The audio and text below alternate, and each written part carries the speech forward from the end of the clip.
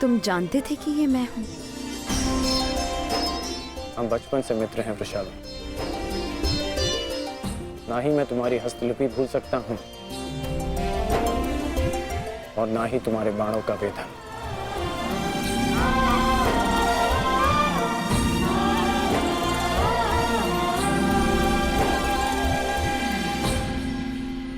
तुम्हारे बाण अधिक तीव्र हो गए हैं,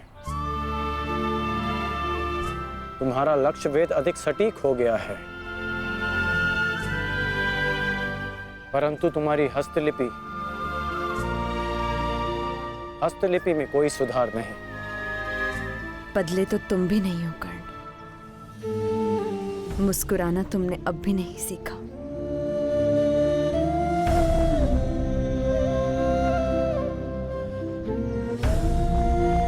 जीवन के हर क्षण के आश्चर्य में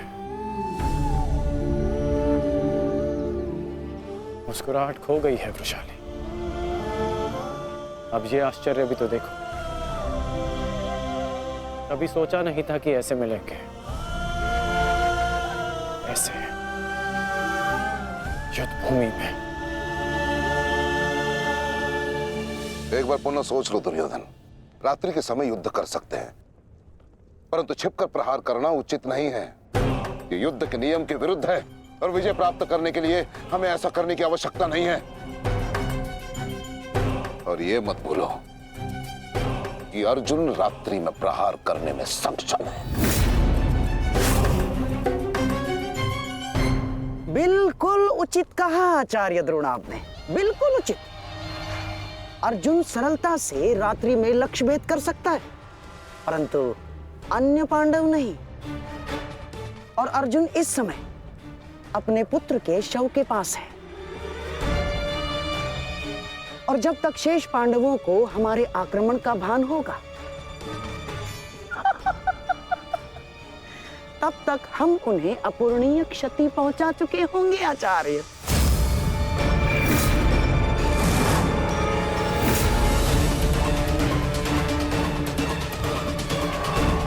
आक्रमण के लिए सज्ज हो जाओ और स्मरण रहे मेरे आदेश के पालन से पूर्व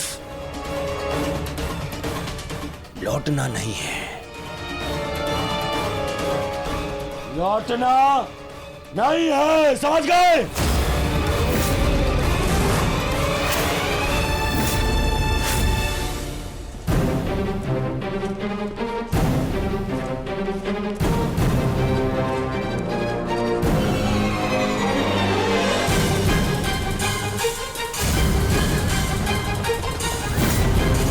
ये कोलाहल कैसा? ये सब क्या है? ये आक्रमण है ये। कौरवों ने युद्ध के नियमों का उल्लंघन करते हुए हम पे आक्रमण कर दिया है। हमें उन्हें उत्तर देना होगा। सावधान सैनिकों!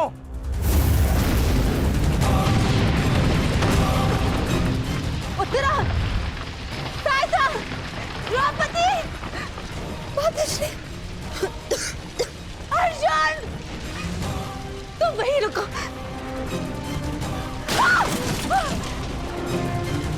उत्तरा, भीम!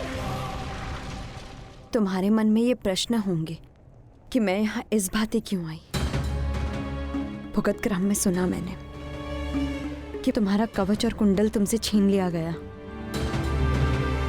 वृषसेन का भी समाचार मिला, इसीलिए मैं स्वयं को तुमसे मिलने से रोक नहीं पाई। किंतु तुम्हें यहाँ नहीं आना चाहिए था। क्या तुम्हारे पति और तुम्हारे परिवार को इससे कोई आपत्ति नहीं?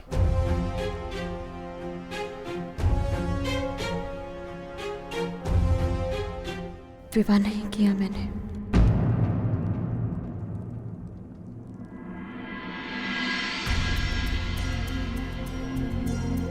और परिवार के नाम पर मेरे बाल मित्र कर्ण के अतिरिक्त कोई और बचा नहीं।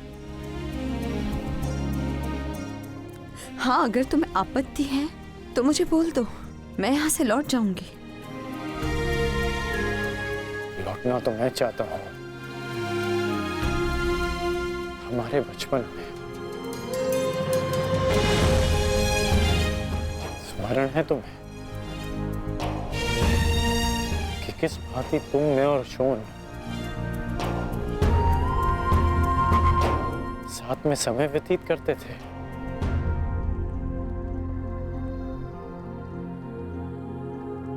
और आज देखो हम यहाँ खड़े हैं। समझना कठिन है कि क्या उचित है और क्या अनुचित।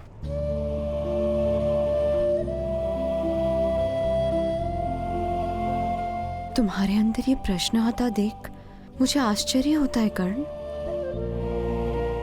तुम ही कहते थे ना कर्ण कि मनुष्य जितना समर्थ बनता है समाज के प्रति उसके कर्तव्य उतने बढ़ते चले जाते हैं। जितना बड़ा कर्तव्य उसे पूर्ण करने के लिए उतनी ही पीड़ा का सामना करना पड़ता है। मुझे विश्वास है तुम पर कि तुम किसी भी पीड़ा और किसी भी बाधा का सामना कर सकते हो कर्ण। परंतु ये स्मरण रहे कि आज तुम जहां हो यहां पहुंचने के लिए तुमने जीवन में कई त्याग किए हैं। और मुझे ये भी विश्वास है कि तुम्हारे ये सारे त्याग भी व्यर्थ नहीं जाएंगे। इस संसार में तुम जिस उद्देश्य से आए हो कर्ण वो सारे उद्देश्य तुम्हें पूर्ण करने हैं। इस भांति कि ये संसार सदा तुम्हें स्मरण रखे।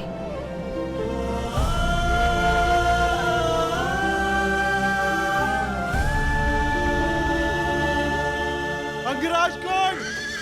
कहाँ है आप? अंगराज! सत्यसेन,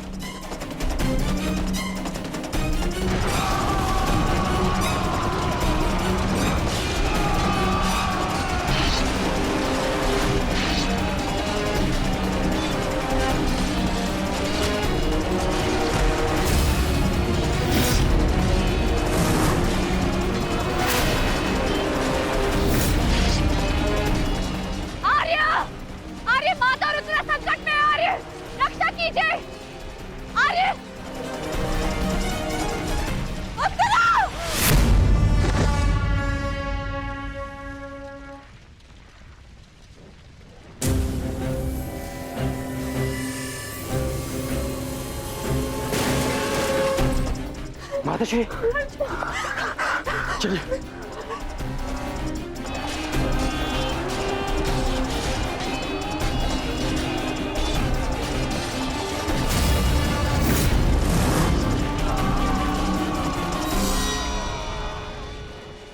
दुर्योधन!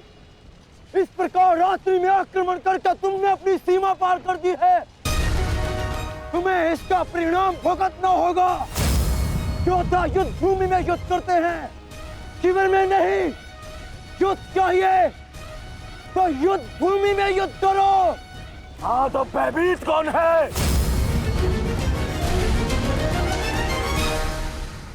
ये दुर्योधन ने उचित नहीं किया। सत्यसेन, तुम वृषाली को सुरक्षित शीघ्र पहुंचाओ और मैं कुरुक्षेत्र पहुंचता हूं।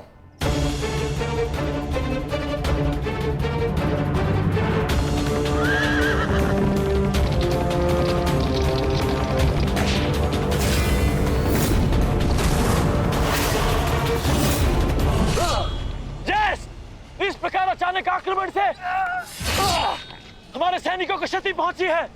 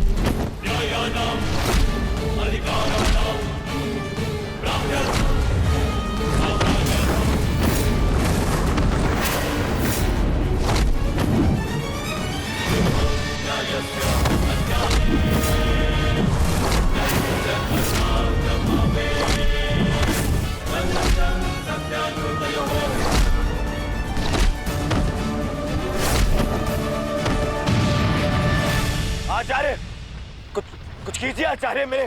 मेरे रथ संकट में है, कुछ कीजिए। आचार्य क्या करेंगे दुर्योधन? करना तो अब मुझे है।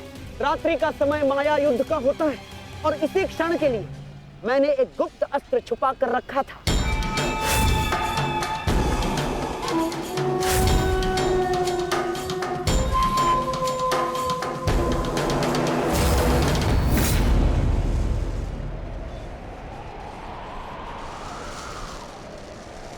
प्रकट हो जाओ अम्बलूस।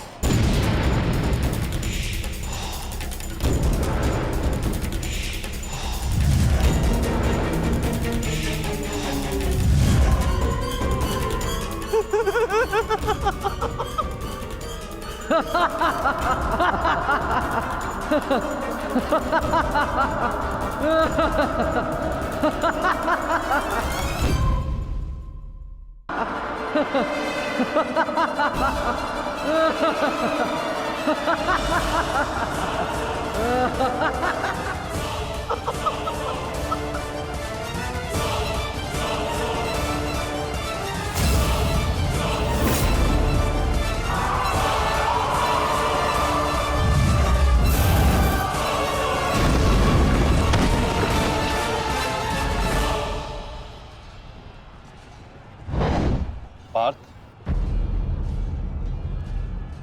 अम्बलुश को संभालने के लिए हमें विकोदर भीम की आवश्यकता पड़ेगी।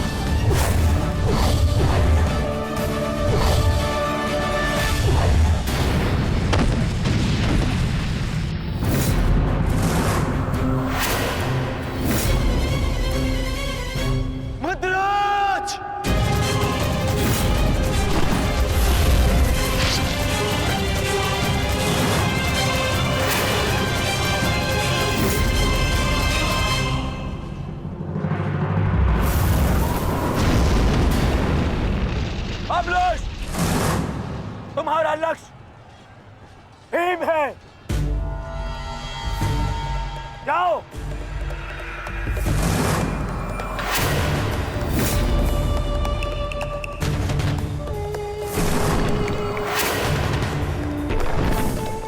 विकोदर भीम,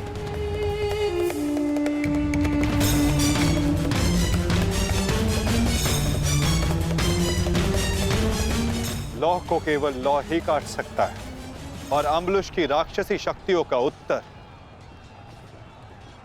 केवल एक राक्षस ही दे सकता है। अपने पुत्र घटोत्कच का आवाहन करो भीम।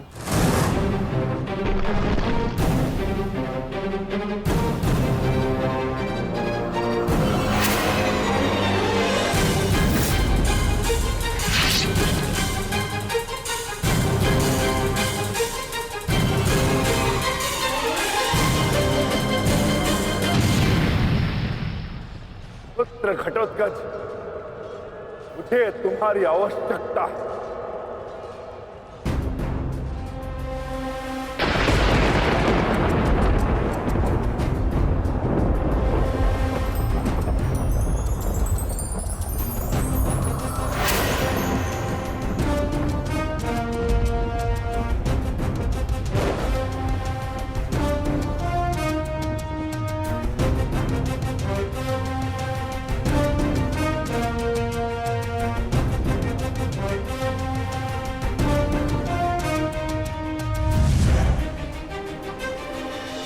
प्रणिपात पिताश्री।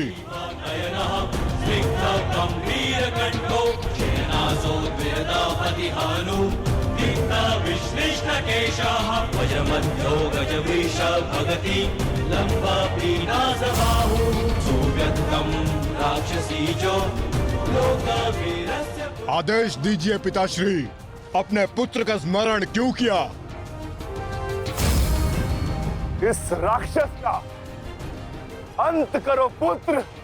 जो आज्ञा पिताश्री।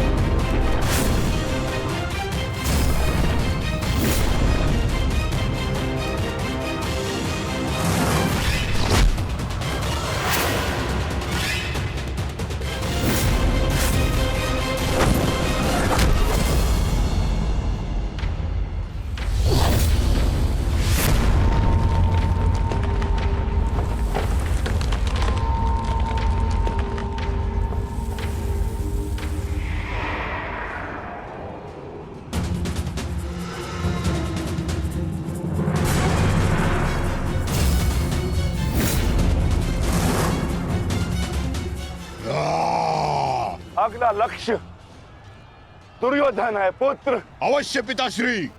दुर्योधन मेरे लक्ष्य तभी हो गया था जब मैंने अभिमन्यु की मृत्यु के विषय में सुना मैंने किस प्रकार छल से इन सब ने मेरे अनुज का वध किया। मैं इस क्षण की प्रतीक्षा कर रहा था पिताश्री। आज मैं इसका प्रतिकार लेकर रहूंगा।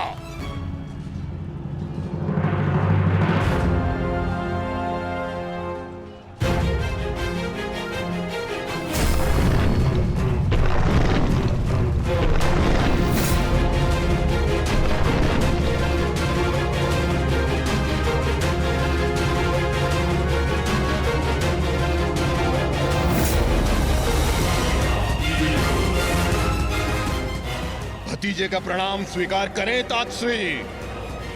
सुना मैंने किस प्रकार आपने मेरे भाई का वध किया। लज्जा आती है मुझे कि आप जैसे कायर के साथ मेरा कोई संबंध है।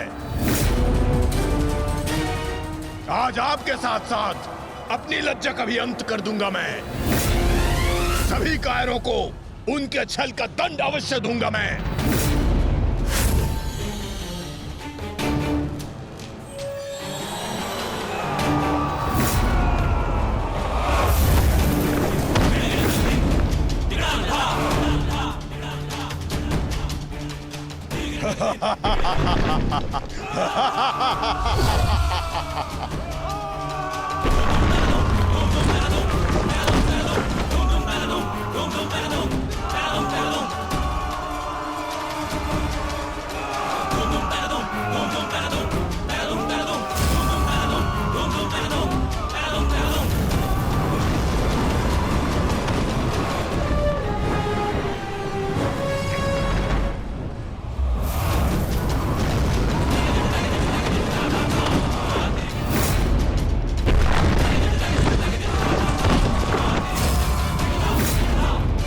आचार्य क्या कर रहे हैं आप? कुछ कीजिए,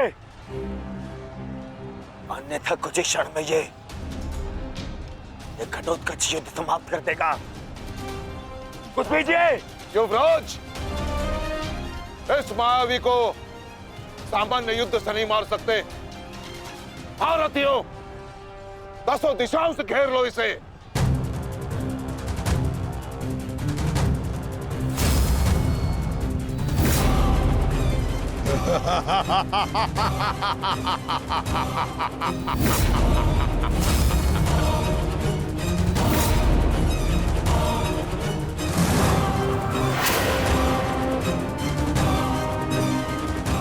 पुनः प्रहार करो।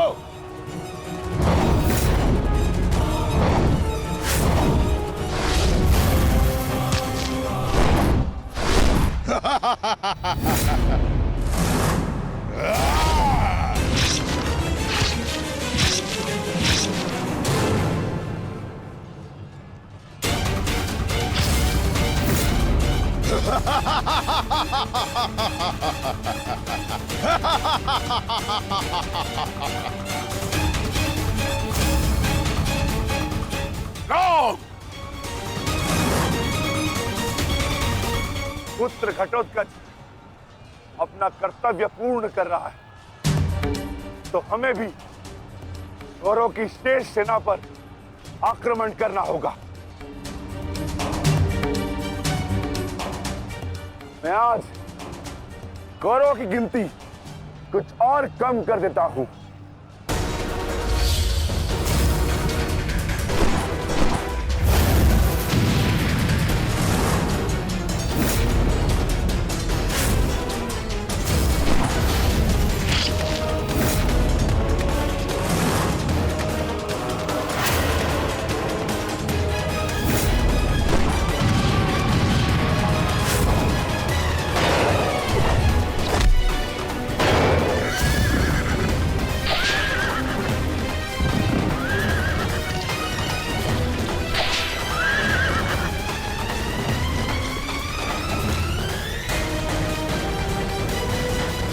अद्भुत घटोत्कच।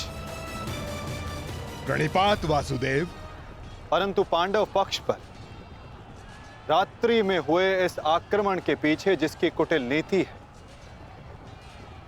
उन गांधार नरेश को प्रसाद अवश्य देना।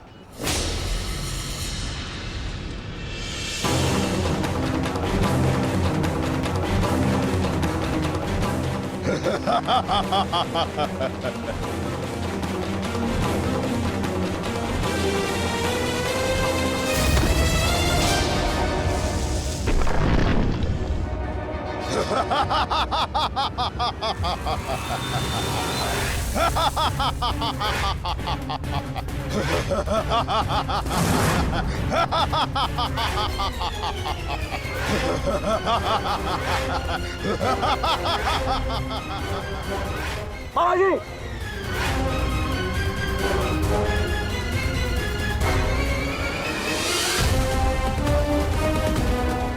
अपने भांजे के पुत्र का प्रणिपात स्वीकार करें मामाश्री।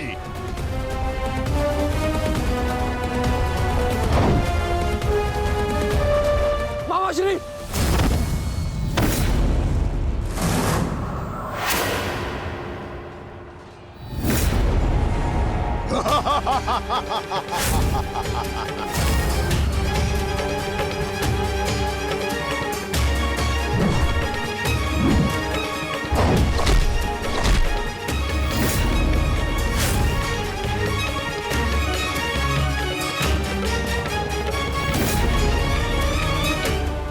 घटोत्कच, आकार बड़ा हो जाने से बालक बड़ा नहीं हो जाता। तुम मेरे लिए बालक थे और बालक ही रहोगे। तुम भी वैसे ही मरोगे जैसे तुम्हारा भाई मरा था। सावधान! अच्छा किया जो स्मरण करा दिया आपने। मेरे भाई की हत्या में आपका भी बड़ा हाथ था। अब प्रतिकार के लिए तैयार रहें।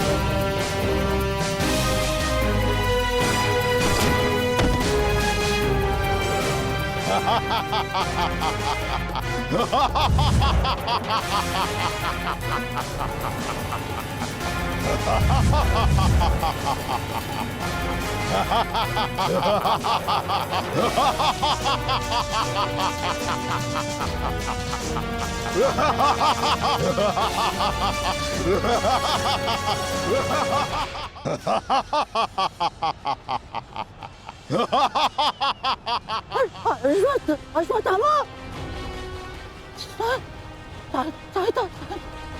सहायता करो। जो आ गया मामाश्री।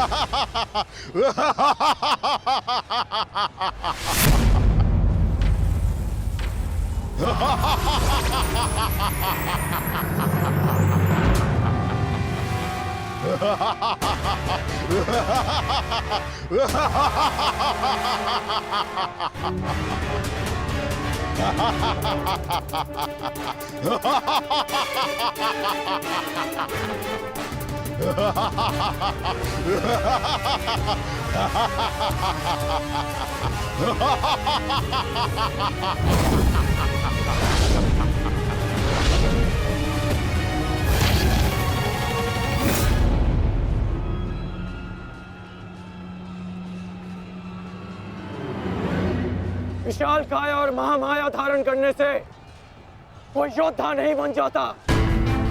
तुम्हारी काया और माया दोनों का तोड़ है मेरे पास। लौट जाओ घटोत्कच। प्रणिपात अंगराज, आपके कवच त्याग की कथा सुनी मैंने तो मन किया कि आप जैसे महादानी वीर के चरण स्पर्श करूं, पर दुर्भाग्य हमारा मिलना इस युद्ध भूमि में हुआ। यहाँ मेरा कर्तव्य कहता है कि आपको चरणों के नीचे कुचल दूं। कदाचित यही भाग्य है। भाग्य का सहारा दुर्बल लेते हैं घटोत्कच, योद्धा नहीं। एक पांडव पुत्र के वध की पीड़ा अभी तक मन से निकली नहीं है। दूसरे के लिए विवश मत करो। अंतिम अवसर देता हूं, लौट जाओ। इस युद्ध में राक्षसों का स्थान नहीं है। ये तो आपके मित्र राक्षस अम्बुलुष का आह्वान करने से पहले सोचना चाहिए था अंगराज। सावधान अंगराज।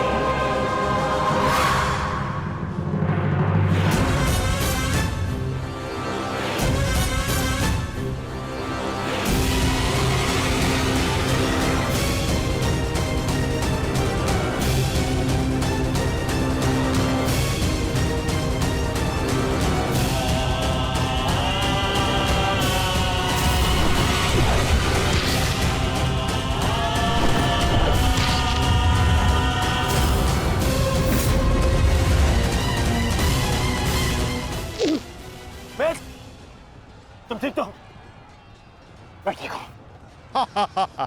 इस मायावी राक्षस का अंत करना होगा, अन्यथा ये हमारी पूरी सेना को समाप्त कर देगा।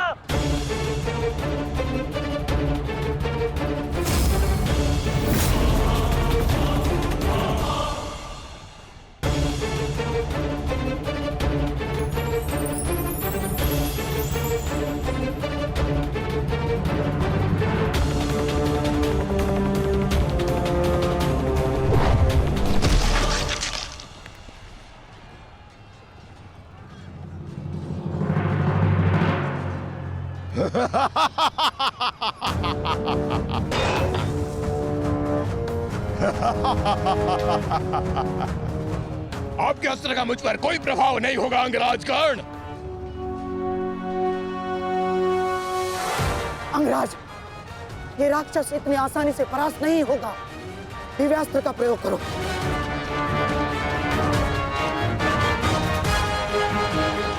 इसका अंत उसी अस्त्र से होगा।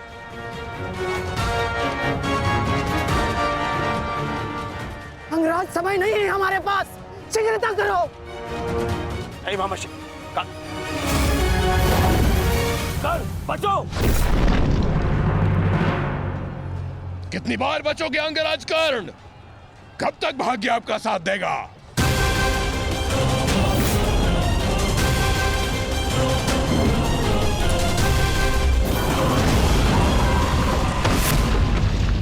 अंगराज!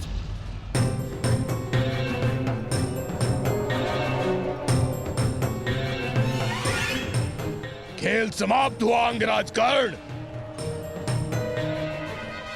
इस जन्म और युद्ध से विदा स्वीकार करो।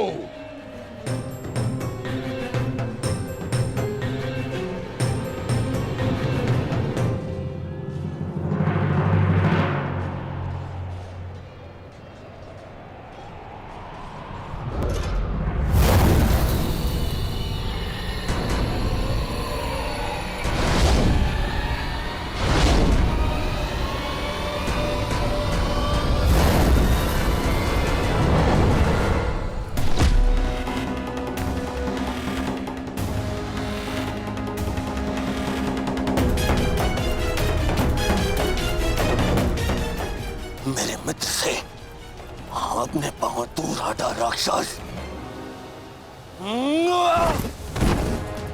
वो अकेला नहीं है। एक बार वन में मेरे पांव में कांटा लगा था, क्रोध में आकर मैंने पूरा वन ही भस्म कर दिया। तुमने भी ऐसी ही भूल की है, अब तो मैं भी नहीं छोड़ूंगा।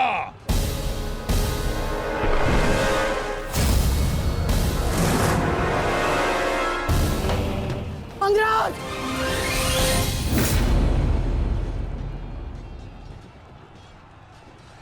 अंगराज उठो अंगराज! अंगराज! दुर्योधन! अंगराज! अंगराज उठो अंगराज! अंगराज उठिए! दुर्योधन!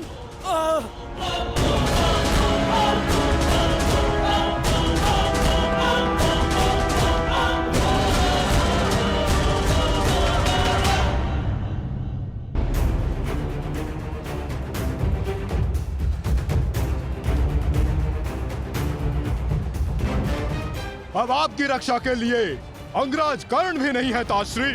कौन करेगा अब आपकी रक्षा?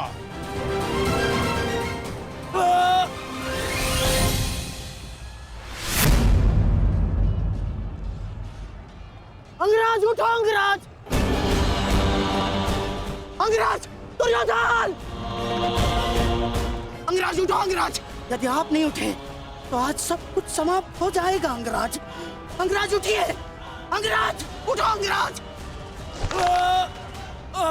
दुर्योधन!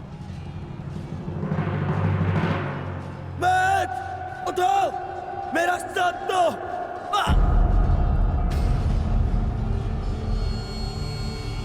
उठो मैट!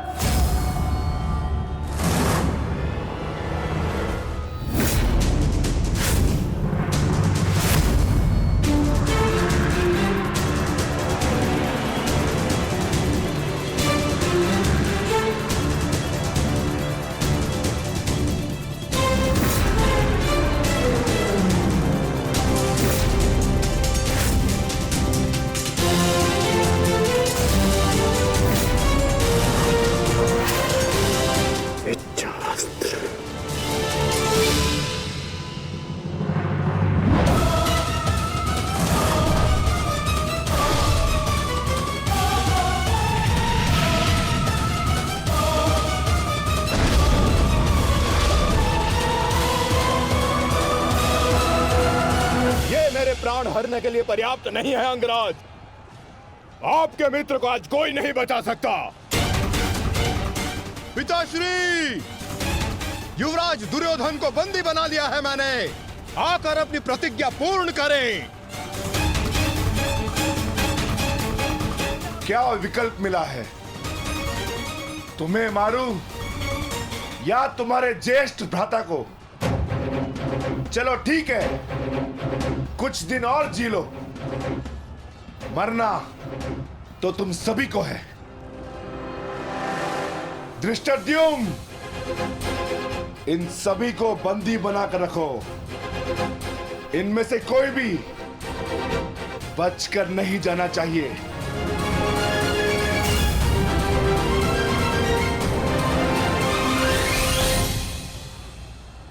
अंगराज! अंगराज, तुम ही दुर्योधन को बचा सकते हो। कुछ करो अंगराज!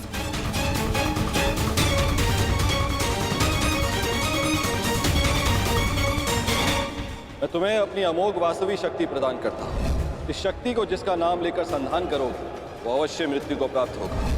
किंतु स्मरण रहे, इस शक्ति का प्रयोग तुम केवल एक ही बार कर पाओगे।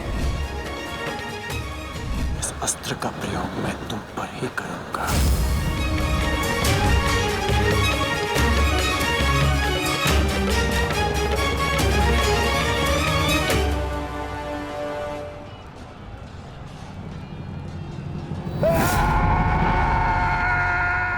इसी दिशा में आ रहा है कर्ण, कुछ करो। अब केवल इंद्र की वास्तविक शक्ति ही घटोत्कच का अंत कर सकती है।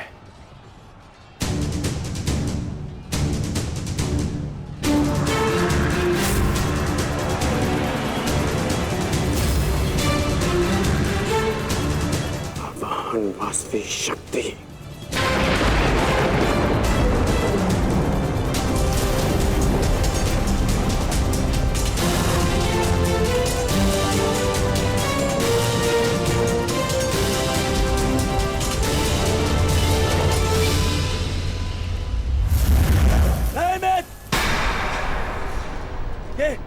ये क्या कर रहे हो?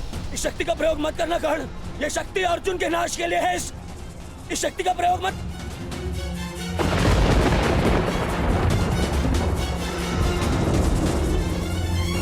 अर्जुन के अंत से अधिक मेरे लिए तुम्हारी सुरक्षा आवश्यक है मित्र। नहीं कर्ण, अर्जुन का नाश, उसका वध तुम्हारे जीवन का स्वप्न है। अपने स्वप्न का नाश मत करो कर्ण, मत करो नाश। वो मेरा स्वप्न है और तुम्हारी मित्रता मेरा यथार्थ, और स्वप्न के लिए यथार्थ को नष्ट नहीं किया जाता। मेरा लक्ष्य समाज में परिवर्तन लाना है, और वो परिवर्तन केवल तुम ला सकते हो मित्र। मित्र, मुझे मर जाने दो। ये शक्ति अर्जुन के विरुद्ध तुम्हारा कवच है। मेरे लिए सबसे अधिक महत्वपूर्ण यह है कि मैं तुम्हारा कवच हूं। मैं तुम्हारी रक्षा करूंगा मित्र। नहीं नहीं कर्ण, तुम्हें मेरी सौगंध है कर्ण। ये शक्ति मत चलाना कर्ण, तुम्हें मेरी सौगंध है। मेरी सौगंध है मित्र। किसी के प्राणों की सौगंध उसके प्राणों से बढ़कर नहीं हो सकती मित्र। यदि मुझे ऐसी सहस्त्र शक्तियां भी मिल जाए ना, तो वो भी मैं तुम्हारे लिए बलिदान कर सकता हूं। कर्ण के 100 जन्म, अपने मित्र की एक श्वास पर न्यौछावर। मेरी विजय से बढ़कर मेरे लिए वो वचन है जो मैंने तुम्हें दिया कि मेरे जीवित रहते हुए कोई शत्रु तुम्हें हानि नहीं पहुंचा सकता। ऐसा मत करो मित्र।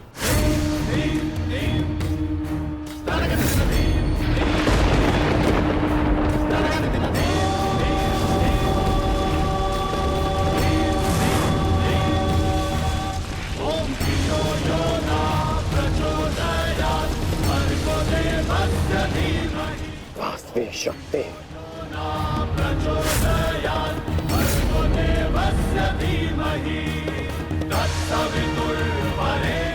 घटोत्कच का अंत करो, अंत करो।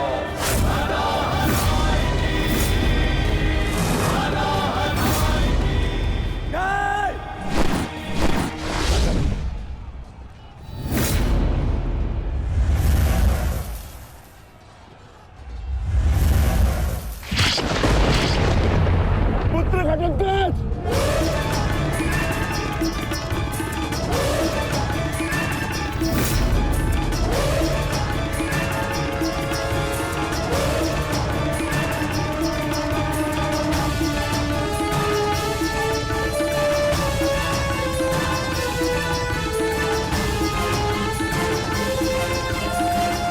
पिताश्री, एक राक्षस हूं, परंतु धर्म युद्ध में भाग लिया है मैंने। मरते मरते भी अपना योगदान बढ़ा कर जाऊंगा।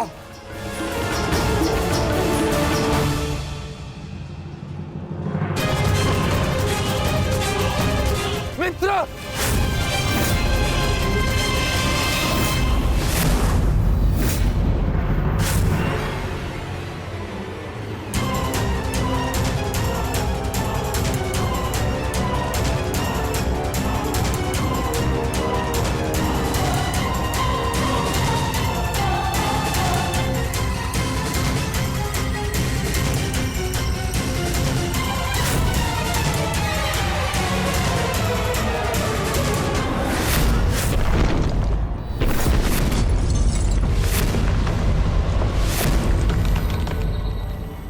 पुत्र,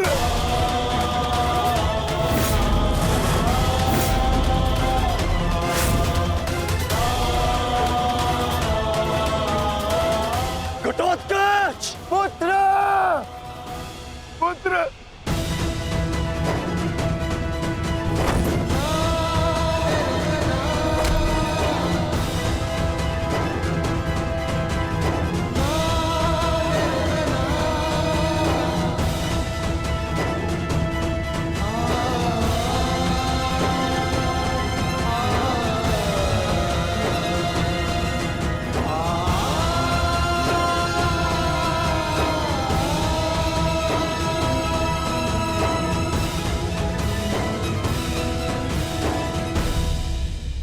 तुम्हारा युद्ध नहीं था पुत्र, परंतु सत्य तो यही है कि इस महायुद्ध में राक्षसों और मनुष्य के बीच में अब कोई अंतर नहीं रहा।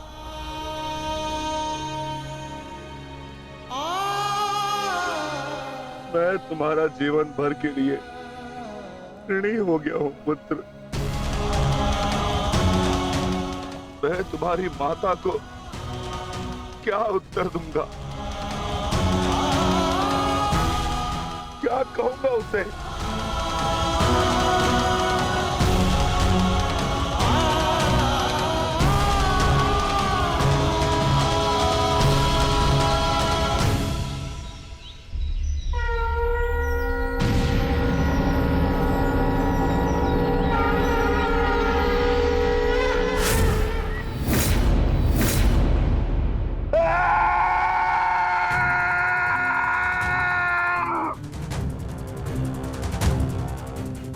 दुर्योधन, बहुत हो गया।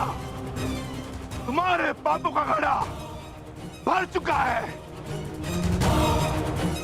अब मैं आज और इसी क्षण तुम्हें और तुम्हारे कौरव भाइयों के भार से इस धरती को मुक्त करा दूंगा।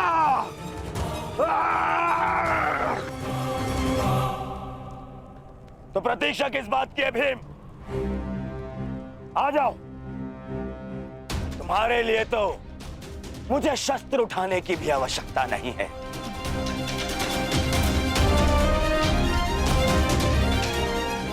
मेरे मित्र के बाण ही तुम्हारे शरीर को छल्ले छल्ले कर देंगे। आजा।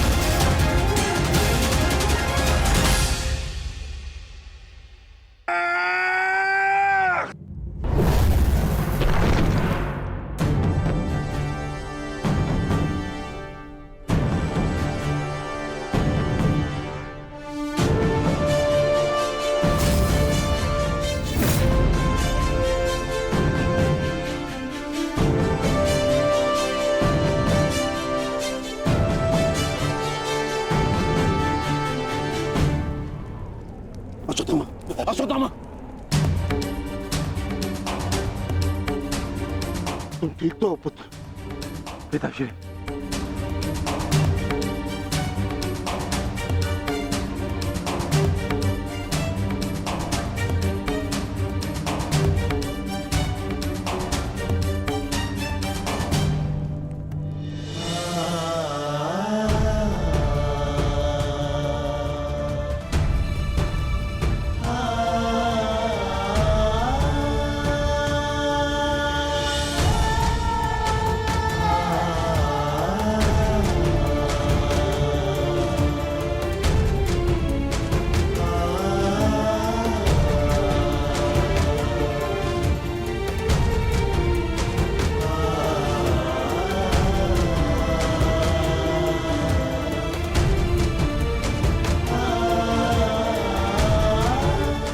सबका जन्म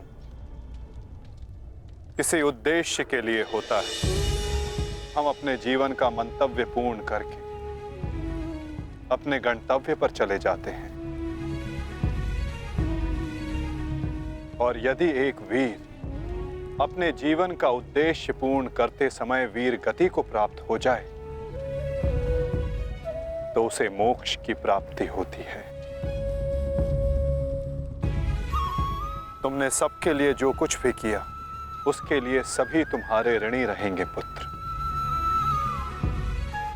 तुम्हारा ये बलिदान व्यर्थ नहीं जाएगा घटोत्कच। और इन्हीं बलिदानों से हम इस युद्ध में विजय पा सकेंगे। जिस भविष्य के लिए हम ये विजय चाहते हैं माधव, क्या उसके लिए वर्तमान का बलिदान करना उचित है? पुत्र की हत्या हो जाए और पिता जीवित रहे, ये कैसा न्याय है माधव? ये न्याय नहीं पार्थ, यही नियति है।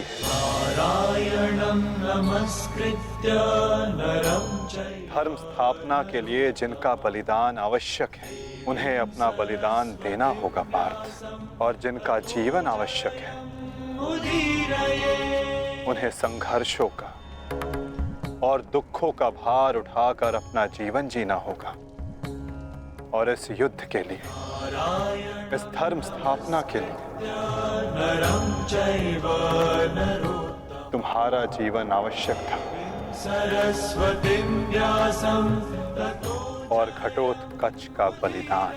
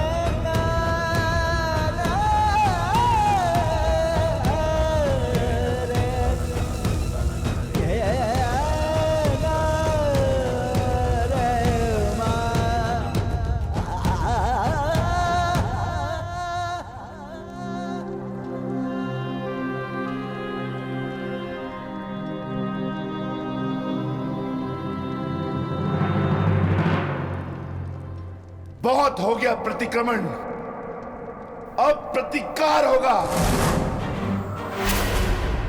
प्रतिकार होगा विकोदर, और वो भी उचित स्थान पर। और अब हमारा लक्ष्य होगा कौरव सेनापति द्रोण।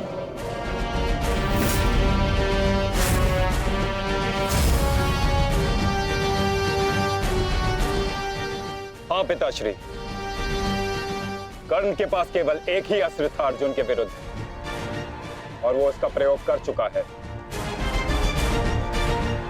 अब ना तो उसके पास कोई शक्ति है और ना ही कोई कवच, इसलिए अब वो हमारे लिए संकट नहीं, किंतु आचार्य द्रोण को रोकना अति आवश्यक है।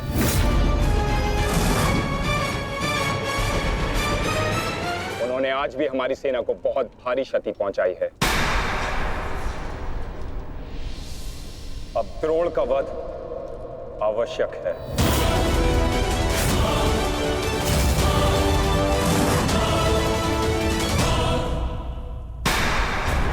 पिताश्री, पिताश्री!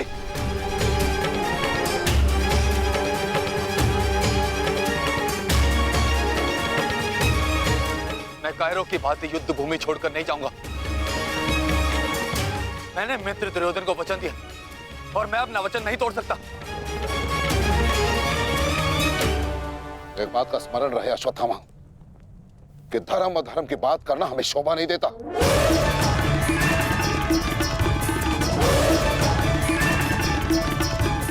स्मरण है तुम्हें युद्ध भूमि में क्या हुआ? भीम तुम्हारा वध करने वाला था पुत्र। उसने यदि आज नहीं किया तो कल अवश्य कर देगा।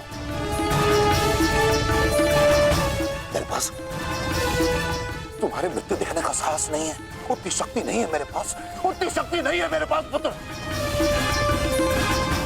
यदि तुम चाहते हो कि मैं यह युद्ध लड़ूं, तो तुम्हें युद्ध भूमि का त्याग देना होगा।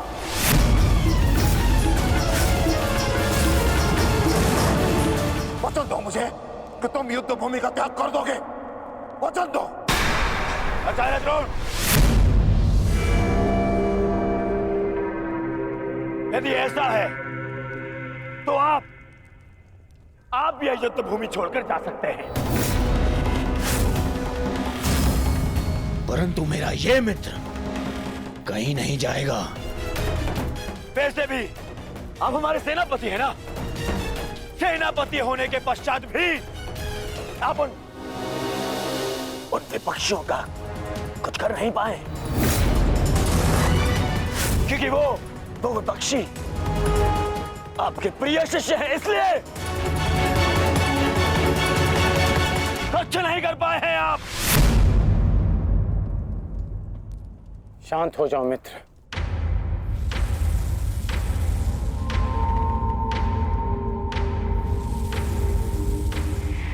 मित्र दुर्योधन सत्य कह रहे हैं। मेरे पिता ने पक्षपात किया है। उन्होंने अपने दिए वचन को पूर्ण नहीं किया और इसी कारण आज हमारे परिवार पर प्रश्न उठना आवश्यक है। किंतु एक पक्षपाती पिता का पुत्र होने से अच्छा है कि मैं एक योद्धा की तरह रणभूमि में जाऊं और अपने प्राण गंवा दूं। बस अश्वत्थामा, अपने पिता से इस भांति कटु वचन कहना एक महान योद्धा को शोभा नहीं देता। जो अपने पिता का सबके सामने अपमान कर सकता है, उससे किसी और के सम्मान की आशा नहीं की जा सकती।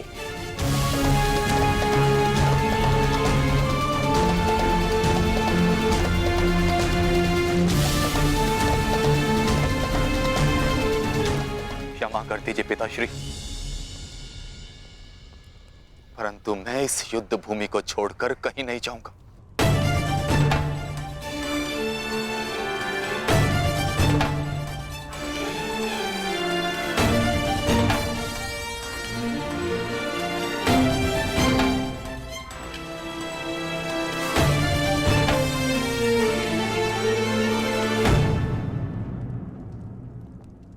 तो ठीक है पुत्र,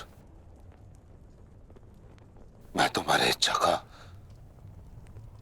मान रखता हूं और आशा करता हूं कि नर्क से दूर रहने की शक्ति तुम्हारे पिंडदान में हो। आज केवल तुम्हारे कारण मुझे संपूर्णता से धर्म का त्याग करना होगा। एक पुत्र पिता के लिए बल होता है, परंतु आज तुम मेरे लिए निर्बलता सिद्ध है। और आप भी सुन लीजिए युवराज, यदि मैंने अपने संपूर्ण जीवन काल में पुण्य किया है तो उन समस्त पुण्यों का मैं कवच निर्मित करता हूं। यदि अपने जीवन में मैंने अपने शिष्यों को समान रूप से देखा होगा तो इस कवच को कोई नहीं फेंक सकता, कोई नहीं। यदि मैंने अपने शिष्यों को संभावना से कम और समर्पण से अधिक शिक्षा नहीं दी होगी तो आज मेरे हाथों से मेरे शस्त्रों को कोई नहीं छीन सकता। इसलिए मैं भारद्वाज पुत्र द्रोण प्रण लेता हूं कि इस कुरुक्षेत्र में जो योद्धा मेरे समक्ष आएगा मैं उसका वध कर दूंगा।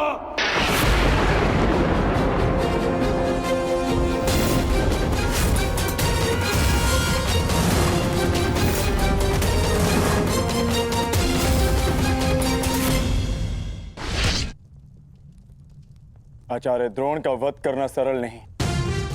परशुराम के दिए गए उनके पास ऐसे कई अस्त्र हैं जिनका हमें अनुमान तक भी नहीं। मेरे पुत्र का जन्म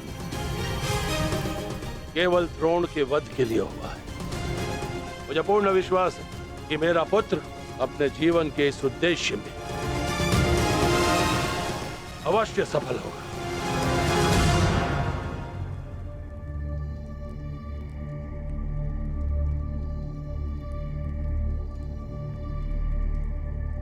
ये युद्ध सरल नहीं है कर्ण।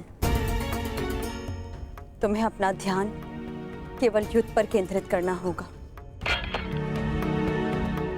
मेरी चिंता का कारण मोह है वृषाली। वो मोह जो बड़े से बड़े योद्धा को निर्बल कर देता है, और किसी की निर्बलता शत्रु का सबसे बड़ा शस्त्र न बन जाए। बस इसी बात की चिंता है। तुम्हारी चिंता स्वाभाविक है पार्थ। आचार्य द्रोण का वध करना सरल नहीं है, दृष्टद्युम्न के लिए भी नहीं।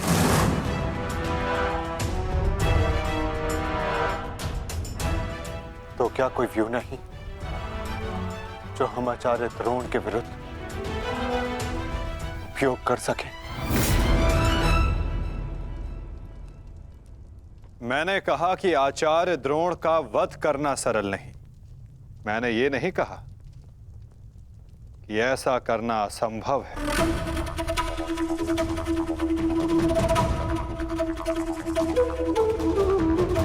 एक व्यू है जिसे आचार्य द्रोण भी नहीं तोड़ सकते।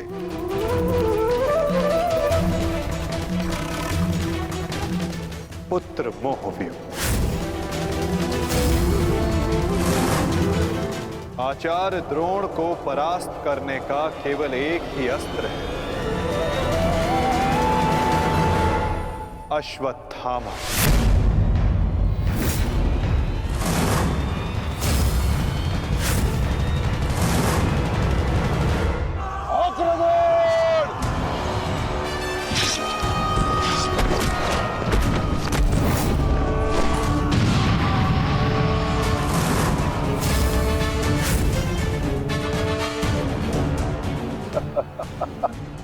अच्छा है, तीसों भाई एक साथ मेरे समक्ष आ गए।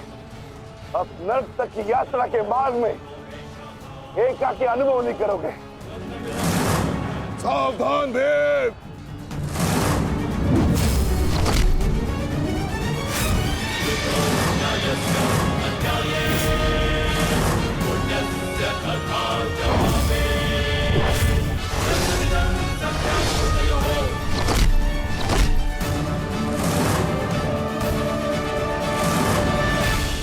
आज मैं हस्तिनापुर नरेश महाराज धृतराष्ट्र के सभी पुत्रों का कवच हूं। यदि किसी ने भी उन्हें हानि पहुंचाने का दुस्साहस किया तो उसे मृत्यु में स्वयं दूंगा, और ये मेरा संकल्प है।